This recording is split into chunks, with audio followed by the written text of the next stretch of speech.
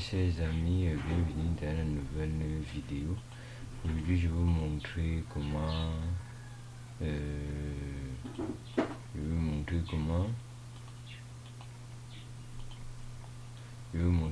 adresser manuellement une carte réseau.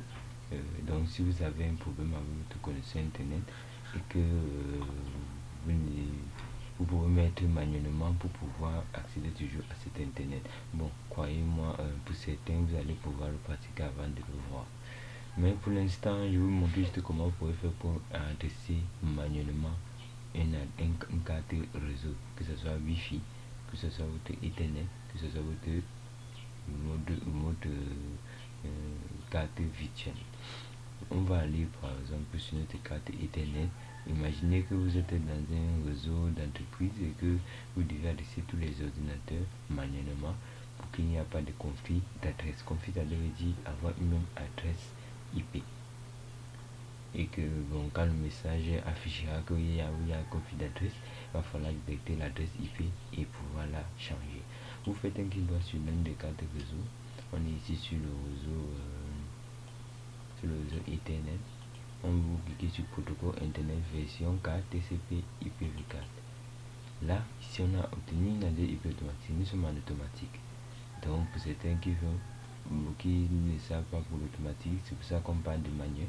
C'est parce que tous les adresses IP ou tous les titres sont déjà automatiques dès que vous vous connectez à internet ou dans un câble réseau. Ok, vous cliquez sur manuel et ici ça dépend du réseau auquel vous vous trouvez. Mais on est dans ici, la plupart c'est généralement le pareil. On est dans la classe C qui est le 192.168. Quelque chose. Ici je vais prendre un exemple comme 8.1. donc voilà mon nom, prénom 8.2, voilà mon adresse IP, voilà mon masque de sous-réseau et voici ma passerelle, la passerelle auquel ça va passer pour pouvoir communiquer avec peu importe la destinataire. Et on va dire 42.168.1.1. voilà ma passerelle. Si je veux aussi un DNS est généralement soit 192.168.1.1 et aussi le deuxième DNS est 8.8.8.8.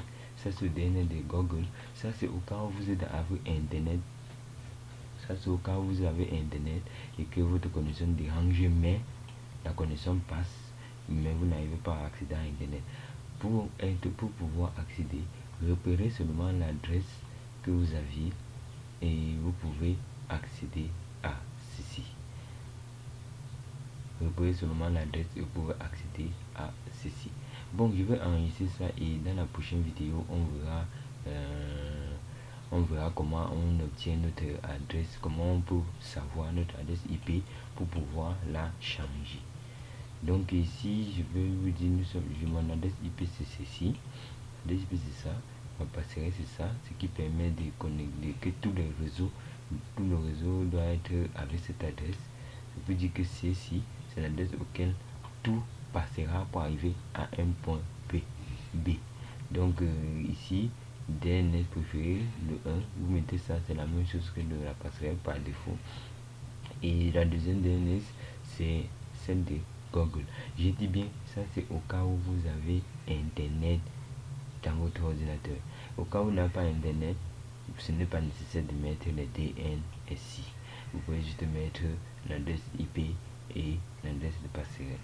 Et vous faites de même sur les autres ordinateurs. Donc on va pas aller sur le mode avancé, c'est pas nécessaire. On va mettre OK. Oui, je vais sauvegarder cette configuration et je vais mettre OK ici. Ça c'est mon carte Ethernet. Ok les amis, c'était tout pour l'instant. Merci d'avoir suivi cette vidéo. J'espère que ça vous a plu. N'oubliez pas, abonnez-vous, likez, partagez, commentez et activez la cloche. Pour les questions, faites-moi signe dans les commentaires de l'application ou dans les réseaux sociaux. Merci et à bientôt.